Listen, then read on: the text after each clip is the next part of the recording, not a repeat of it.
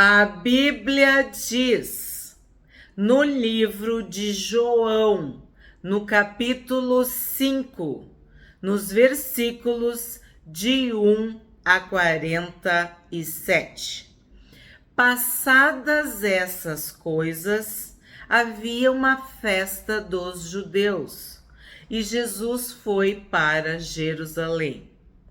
Existe ali, junto ao portão das ovelhas, um tanque chamado em hebraico Betesda, o qual tem 5 pórticos. Bom, Betesda significa casa de misericórdia. 3. Nestes jazia uma multidão de enfermos, cegos, coxos, paralíticos, esperando que a água se movesse, porque um anjo descia de tempos em tempos, agitando-a, e o primeiro a entrar no tanque, uma vez agitada a água, sarava de qualquer doença que tivesse. Então, o que eu chamo atenção? Multidão de enfermos. Havia uma quantidade muito grande de pessoas doentes, de pessoas padecendo de alguma enfermidade. E aqui são citadas algumas dessas doenças: cegos, coxos, paralíticos.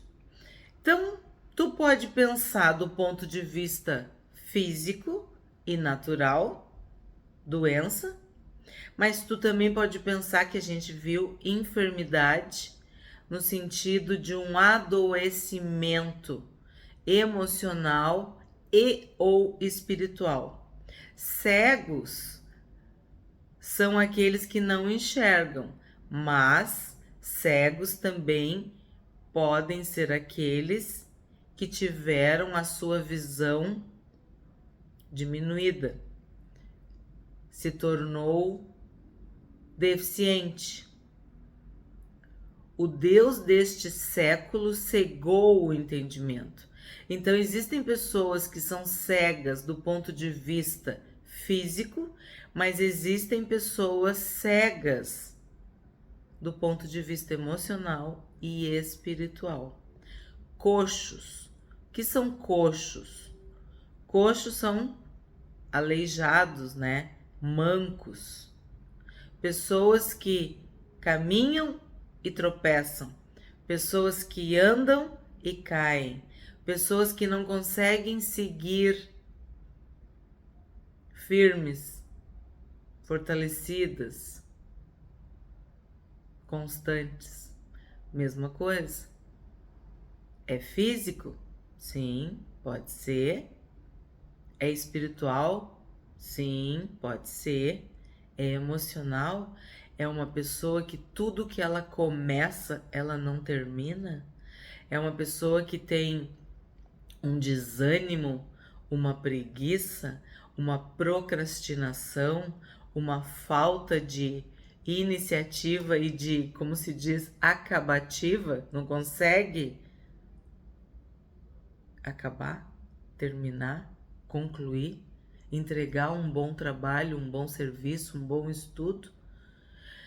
Isso simboliza coxos. Aí tu tem paralíticos. Bom, paralíticos estão deitados, parados, paralisados, imóveis, vendo literalmente a vida passar.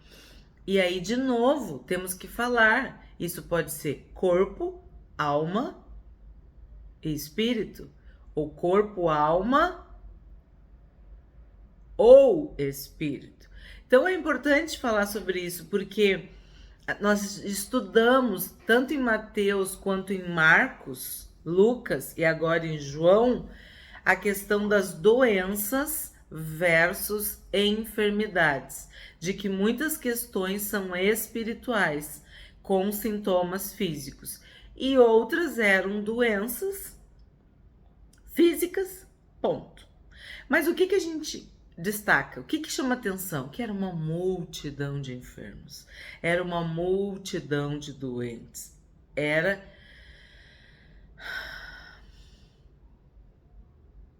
muita gente sofrendo, padecendo.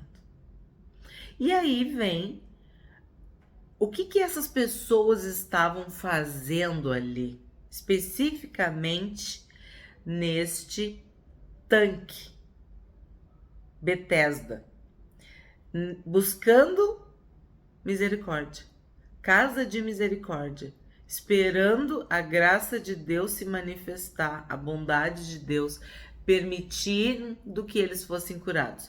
E isso acontecia de que forma? Um anjo agitava as águas de tempos em tempos, quer dizer, ninguém sabia quando. E por isso havia essa multidão de enfermos, cegos, coxos e paralíticos. Porque quem fosse mais rápido e entrasse na água quando ela fosse agitada pelo anjo, sarava de qualquer doença que tivesse, certo? 5. Estava ali um homem enfermo havia 38 anos. Então vamos falar sobre 38 anos. É uma vida, gente. 38 anos é muito tempo. Quando estudamos sobre a mulher possessa de um espírito de enfermidade, que Jesus chamou de filha de Abraão, eram 18 anos. Aqui são 38 anos. Naquela época, a expectativa de vida era em torno disso. Muitas pessoas morriam aos 35 anos. Por questões corriqueiras, às vezes até um dente, às vezes uma ferida, um corte, enfim, uma doença, uma enfermidade. E este homem, este paralítico, ele estava enfermo há 38 anos. 6. Jesus, vendo-o deitado e sabendo que estava assim havia muito tempo, perguntou: você quer ser curado?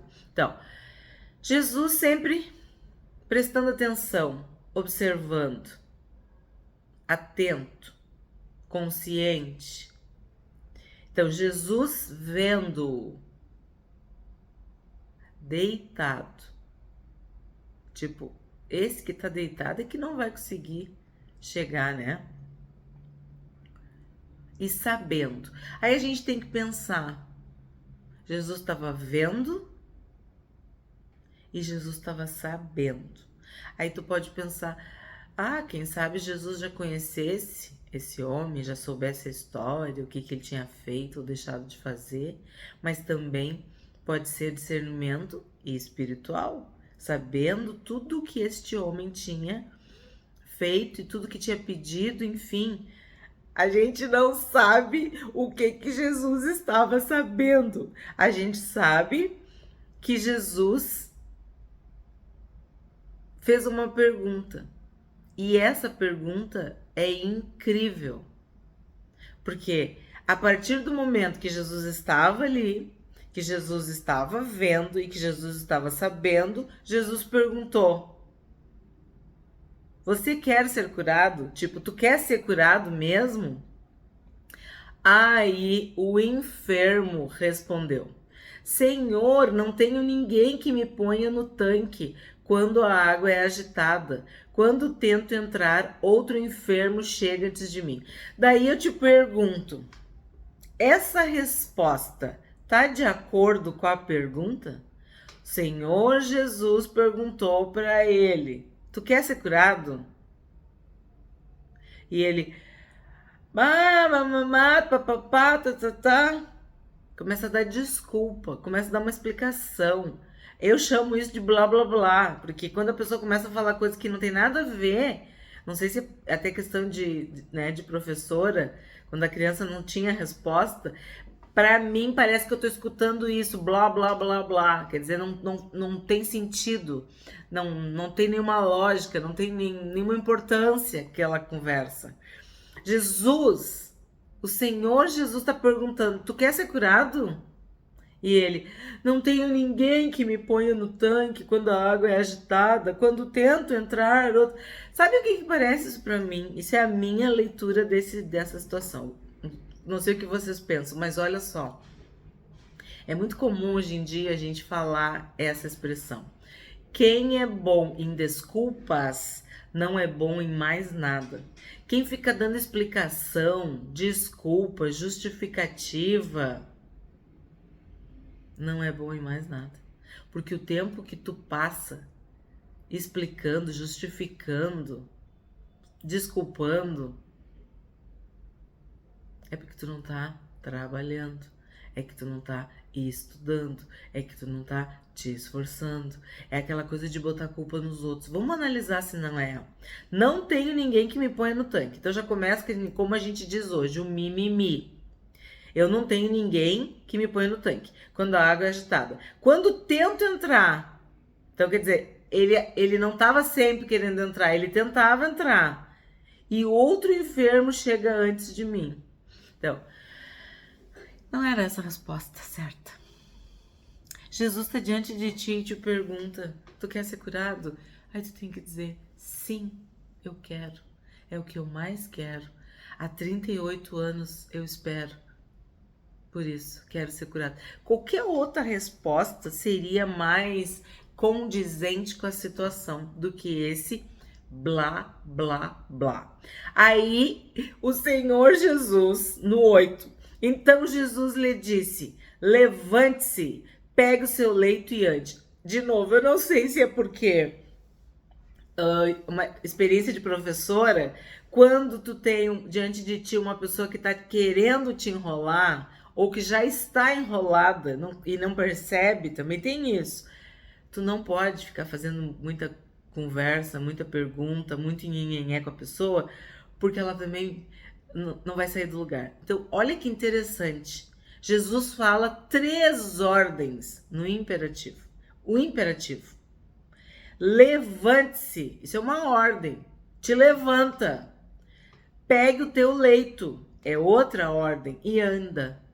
Então, que eu analiso isso, eu interpreto isso, que este enfermo, que este paralítico, que este homem que estava há 38 anos deitado esperando a sua cura, entrando no tanque, ele estava precisando, era de uma ordem. E aí o Senhor Jesus deu 3 ordens para ele. Sabe? Percebe que Jesus não fala, pois não sei o quê. Não, Jesus corta o blá blá blá dele no 7 com 3 ordens, com uma fala no imperativo. Levante-se, pegue o seu leito e ande. Como quem? Repreende. Como quem amarra, como quem expulsa. Tu tá entendendo? Como se realmente este homem que está paralítico há 38 anos, estivesse enredado, amarrado, atado, anestesiado e precisava de uma ordem firme, no caso, 3 ordens firmes. 9. Imediatamente o homem se viu curado e pegando o leito começou a andar. E aquele dia era sábado. Se tu tá acompanhando esse estudo do Novo Testamento e dos Evangelhos, Mateus, Marcos, Lucas e agora João, tu já sabe que quando a Bíblia fala de sábado, lá vem confusão, lá vem oposição, lá vem perseguição, lá vem os fariseus, os hipócritas. Falou que é sábado, já acende uma luzinha vermelha que tu pode saber. Olha só, Jesus curou o homem E aquele dia era sábado. Era sábado. Aí eu te pergunto, e se o anjo viesse no sábado, eles iam levantar uma plaquinha e dizer pro anjo, ó, anjo, hoje não pode trabalhar. Anjo, hoje não pode mexer na água. Não, vocês aí, não, pode sair daqui porque sábado o anjo não vem. Eu fiquei pensando sobre isso. Então, o anjo só vinha domingo, segunda, terça, quarta, quinta e sexta. Sábado não podia. Por quê? Porque os judeus disseram ao que tinha sido curado, é sábado. E neste dia você não tem permissão para carregar o seu leito. É um coração muito duro. É uma cegueira espiritual. É uma questão bem chata. É lamentável isso. Tu vê uma pessoa enferma e daí o que tu fala? Tu fala que não é permitido carregar o seu leito. Aí tu vai dizer assim, a lei de Moisés dizia isso? Claro que não. Não está escrito isso na Torá, nos 10 mandamentos. Isso é doutrina humana, é tradição humana, é doutrina de homens, é os fardos pesados que os fariseus colocavam sobre os ombros do povo. Era proibido tu carregar qualquer coisa no sábado. Eu já falei para vocês, se tu cuspisse na terra, era pecado, porque o teu cuspe, a tua saliva podia erguer alguma pedra, alguma areia, alguma coisa, movimentar a terra, e aí tu tava arando a terra. Gente, é um absurdo. Se tu passasse por algum espelho ou um reflexo de água e tu quisesse te ajeitar, né? Porque é um instinto que a gente tem de se arrumar, tu tava pecando, porque tu não podia fazer isso. Era um absurdo as regras, as regrinhas que foram estabelecidas pelos fariseus, pelos homens. E aí o que aconteceu aqui? Os judeus disseram ao que tinha sido curado. É sábado. Tipo, tu não sabe que hoje não pode, que hoje é sábado? E neste dia você não tem permissão para carregar o seu leito? 11. Ao que ele lhes respondeu, o mesmo que me curou me disse, pegue o seu leito e ande. Perguntaram-lhe, quem é o homem que disse a você, pegue o seu leito e ande? Eu acho incrível isso. Porque aí tu vê o caráter do enfermo. Tu vê esse paralítico que agora, né, foi curado. Mas o que ele faz? Quando Jesus perguntou para ele se ele queria ser curado, ele botou a culpa nos outros. Ó. Olha só, ele disse, não tenho ninguém que me ponha no tanto.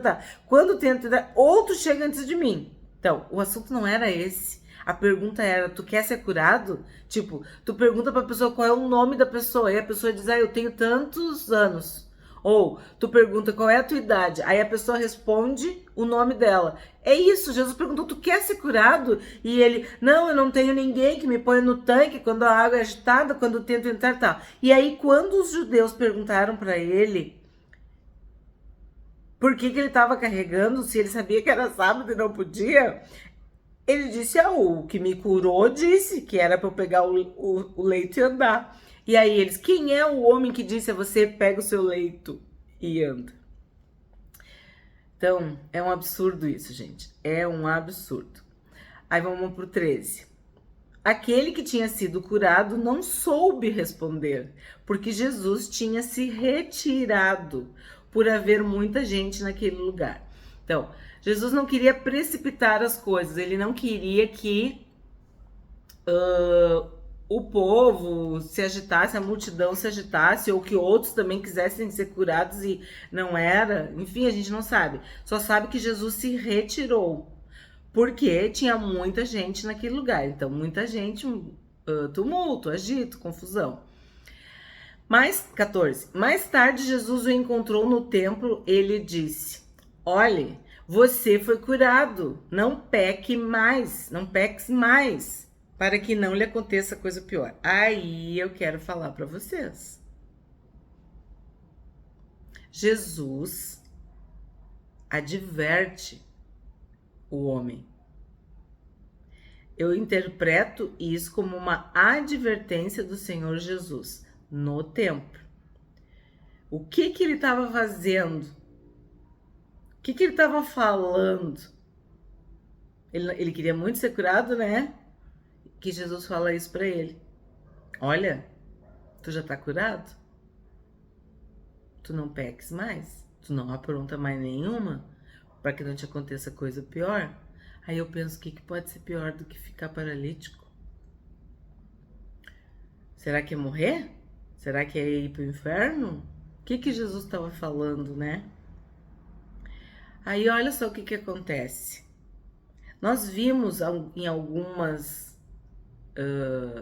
narrações, alguns episódios, alguns trechos, alguns capítulos, alguns vídeos que a gente está estudando, que Jesus fala, não foi ele que pecou, não foi seus pais que pecaram.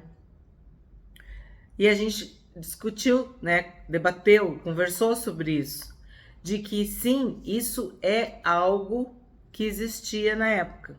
E aqui nós temos um baita de um exemplo, um grande exemplo, que o próprio Senhor Jesus está falando para ele. Não peques mais, porque vai te acontecer coisa pior se tu pecar. Então, o paralítico tinha pecado.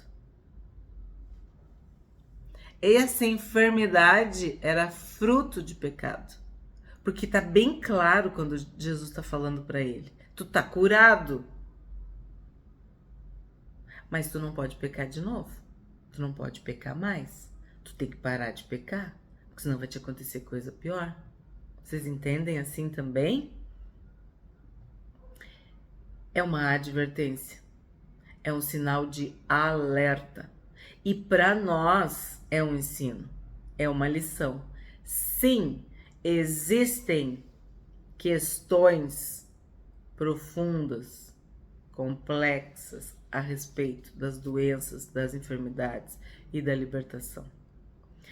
Quando Jesus falou da torre, ele disse que eles não eram mais pecadores. Lembra? Quando ele falou daqueles que o sangue tinha sido misturado no sacrifício, não eram mais pecadores.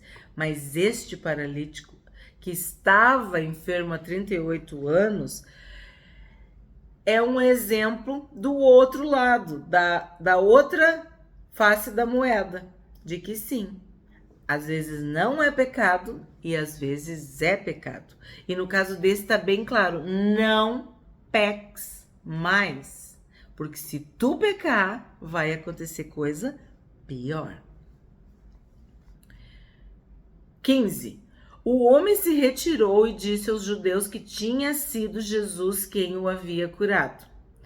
E por isso os judeus perseguiam Jesus, porque fazia essas coisas no sábado. Eu não falei para vocês? Eles iam perseguir Jesus. Eles precisavam só de um detalhe, só de um pontinho, de um pretexto para perseguir o Senhor Jesus. Era exatamente isso que eles queriam. Um pretexto. E por que eles perseguiam Jesus? Por causa do sábado. E nós vimos nos outros evangelhos, Jesus é o Senhor do sábado. Então, eles ficavam furiosos porque Jesus estava curando no sábado. E nesse caso ainda estava ordenando que o homem carregasse o seu leito, o que, segundo os judeus, os fariseus, era proibido no dia de sábado. 17. Mas Jesus lhes disse, então, Jesus responde para os judeus com esta frase: meu pai trabalha até agora e eu trabalho também. Jesus fala que Deus é pai. Por isso, os judeus cada vez mais queriam matá-lo, porque além de desrespeitar o sábado, também dizia que Deus era o seu pai, fazendo-se igual a Deus. Quando Jesus diz o meu pai, ele está se colocando numa posição de honra, de intimidade, que os judeus não aceitavam. Ele não explicou nesse contexto aqui, né? Mas a gente sabe que ele deixou bem claro em muitas circunstâncias, em muitos momentos, que sim, ele era filho de Deus. Ele era o filho de Deus. Filho do homem? Sim. Filho de Davi? Sim. Mas ele é filho de Deus. 19. Então Jesus lhes disse, continua a discussão, continua o conflito, né? Os judeus perturbando, perseguindo Jesus por causa do sábado e das suas palavras. Então Jesus lhes disse: em verdade lhes digo que o filho nada pode fazer por si mesmo, senão somente aquilo que vê o Pai fazer. Porque tudo que este fizer, o filho também faz. Então, o que a gente vê? Que o filho imita o pai. O filho quer ser como o pai. O filho obedece o pai. Porque o pai ama o filho e lhe mostra tudo o que faz, e maiores obras do que estas lhe mostrará, para que vocês fiquem maravilhados. Então, o pai ama o filho ama o pai, o filho se parece com o pai, o filho observa o pai e quer fazer igual, imita, copia. 21. Pois assim como o Pai ressuscita e vivifica os mortos, assim também o Filho vivifica aqueles a quem quer. Me chama a atenção esse a quem quer, porque daí tu pensa, que tinha uma multidão de enfermos. E a Bíblia relata que ele curou este homem, este paralítico que estava enfermo há 38 anos. 22. E o pai não julga ninguém, mas confiou todo o julgamento ao filho, para que todos honrem o filho assim como honram o pai. Quem não honra o filho, não honra o pai que o enviou. Aí eu tenho que falar para vocês, como é que tu vai ser pai se tu tiver um filho? Como é que tu vai ser filho se tu tiver um pai? Então, não tem pai sem filho e nem filho sem pai. A união entre pai e filho e pai, é nítida, é óbvia. Então, se tu ama a Deus, tu tem que amar o filho. Se tu ama o filho, é porque tu também ama o pai. Sabe que isso foi uma das coisas mais difíceis para mim quando eu era criança e adolescente? E eu acho que isso fez muita diferença para mim, porque há um senso comum de Deus, de que Deus é pai, mas há muitas interpretações a respeito de Jesus. Jesus morreu, Jesus era homem, Jesus era um profeta, Jesus era uma boa pessoa. Dizem muitas coisas a respeito de Jesus, mas sabe o que importa? Jesus é Deus, é filho de Deus. E ele morreu e ressuscitou. E por isso ele se tornou o nosso Salvador e o nosso Senhor. Mas a imagem que a sociedade, a cultura, o mundo passa de Jesus é de alguém inferior ou inferiorizado, apequenado, fracassado, crucificado, morto. Só que ele é Deus, ele é filho de Deus. Então, quem honra o filho, honra o pai. E eu vou te falar uma coisa: quem não honra o filho, não honra o pai. Quem não conhece o filho, não conhece o pai. Quem não reconhece o filho, não reconhece o pai. É uma ilusão, é uma enganação. Por que eu tô falando isso? Porque o próprio Senhor Jesus disse: ninguém vem ao Pai, ninguém vai até o Pai se não for por mim. Por isso que nós somos cristãos, porque a gente segue o Cristo. E o Cristo nos conectou com Deus. Nós fomos unidos com o Pai através do Filho. 24. Em verdade lhes digo, quem ouve a minha palavra e crê naquele que me enviou, tem a vida eterna. Não entra em juízo, mas passou da morte para a vida. Então, olha a vida eterna aqui que eu falei, que o objetivo do Evangelho de João, o Evangelho espiritual, esse Evangelho que é da vida eterna, evangelístico, que quer que a pessoa se converta, se salve. Para isso, ela precisa reconhecer que o Senhor Jesus é Filho de Deus. 25.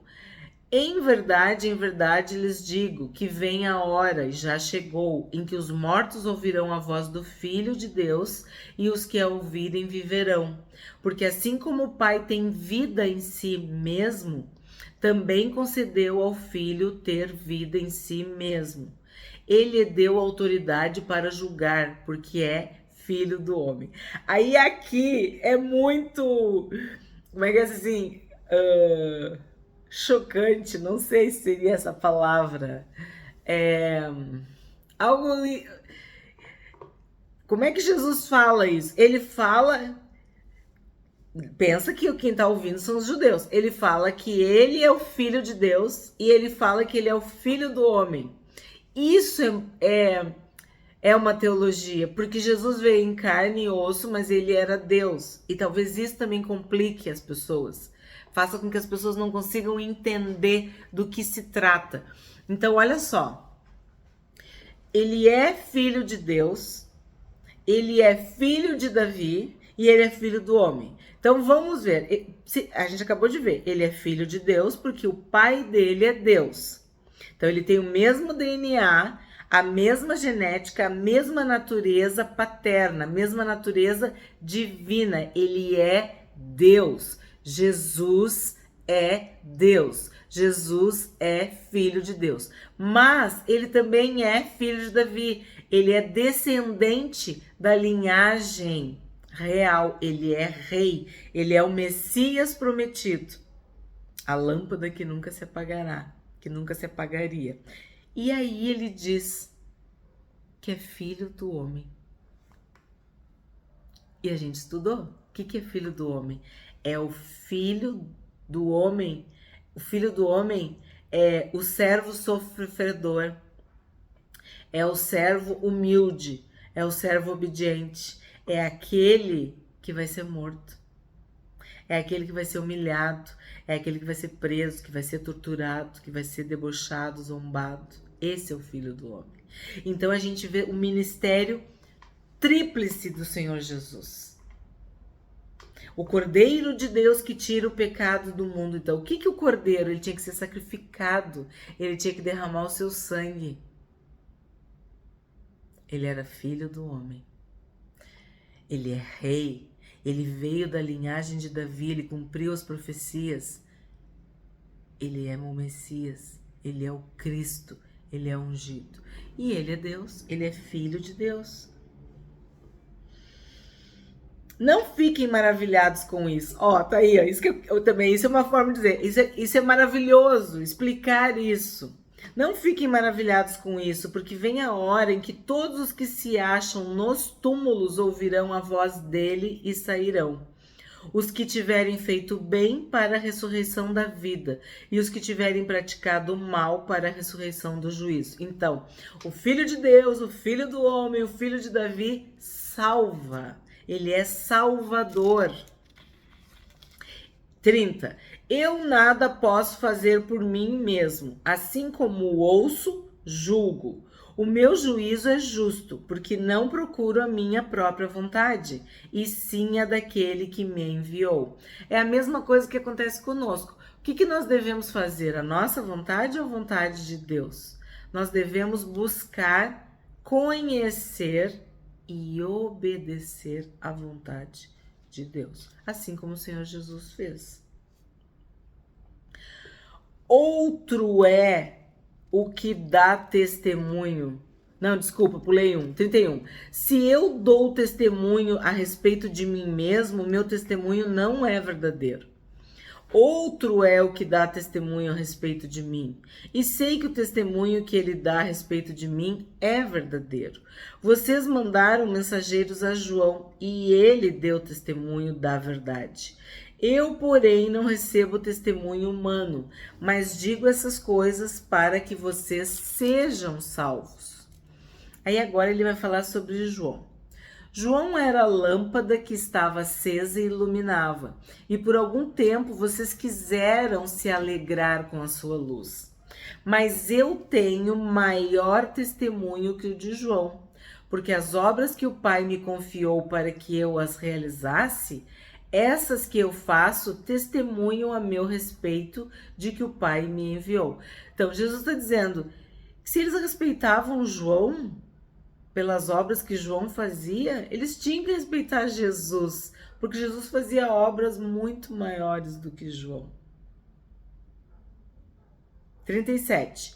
O Pai que me enviou, esse mesmo é que tem dado testemunho de mim. Vocês nunca ouviram a voz dele, nem viram a sua forma. Também não tem a palavra dele permanente em vocês, porque não creem naquele a quem ele enviou. Então, o que eu falei? Quem não reconhece o Filho não reconhece o Pai. Quem não crê no Filho, no fundo, na verdade, não crê no Pai. Porque quem enviou o Filho foi o Pai. É da vontade do Pai que o Filho viesse e salvasse a todos. 39. Vocês examinam as Escrituras porque julgam ter nelas a vida eterna, e são elas mesmas que testificam de mim. Então, eles eram versados nas Escrituras, mas não reconheciam Jesus, mas não criam em Jesus. Poucos foram os que se converteram. E a gente viu que muito mais os pecadores do que os judeus religiosos, doutores da lei. 40. Contudo, vocês não querem vir a mim para ter vida. Eu não aceito glória que vem de pessoas. Sei, entretanto, que vocês não têm o amor de Deus em vocês. Eu vim em nome de meu Pai e vocês não me recebem. Se outro vier em seu próprio nome, vocês certamente o receberão. Por quê? Porque como Jesus era o Filho de Deus verdadeiro e os judeus estavam em trevas, estavam cegos e cegados pela religião, pelo lucro, pela cobiça, pela inveja, pela hipocrisia, eles não reconheciam a divindade de Jesus. Mas um falso, eles reconheciam. E nós vimos, lembra de Jeremias?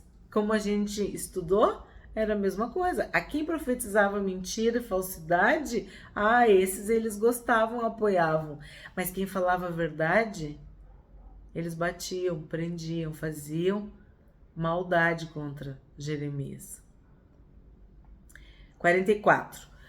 Como podem crer vocês que aceitam glória uns dos outros e não procuram a glória que vem do Deus único? Não pensem que eu os acusarei diante do Pai.